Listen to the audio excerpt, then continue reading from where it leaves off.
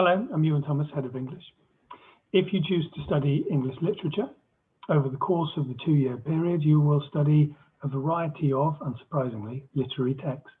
We'll look at poetry, we'll look at prose, we'll look at drama from across a big time span. We'll begin in Year 12 by looking at a range of very contemporary poems.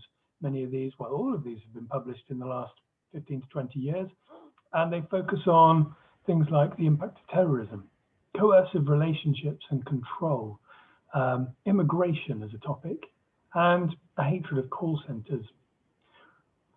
Once you've become more confident and adept with poetry, by Year 13, we move on to study the more difficult Wife of Bath. Now, many people begin the course worrying that they're not going to enjoy this text, maybe because it's too hard, maybe because it's too old-fashioned. And actually, the debates it sparks, the discussions we have, bring it to life and leave it as many people's favourite text across the 2 years. We'll also study some prose.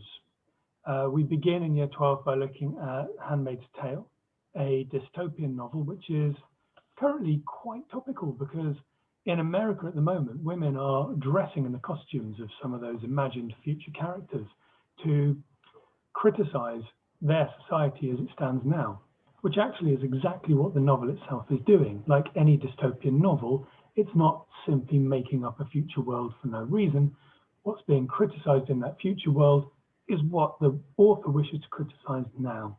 And in this case, it very much is the treatment of women in society.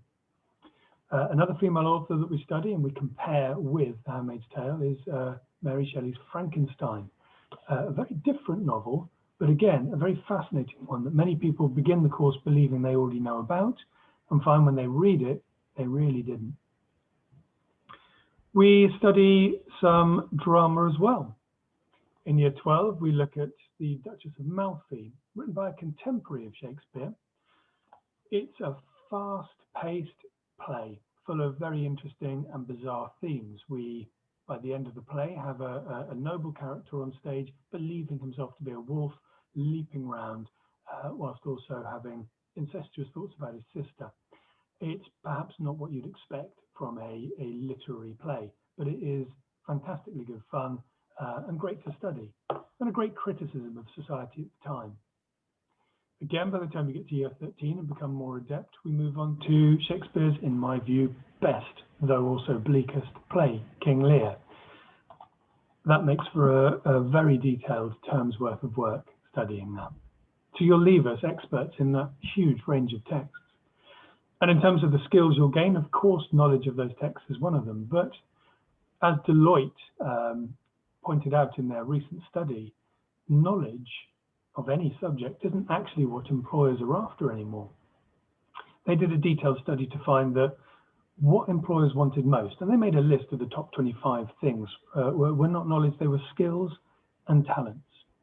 Now, I would argue that the days of studying a subject and then going into a particular career because you've studied that subject are long gone.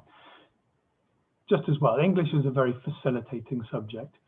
The skills it teaches are the ones that employers are crying out for, whether it's deductive reasoning, critical thinking, debate and discussion, accurate written expression, construction of an argument, research. All of these skills are core to English literature.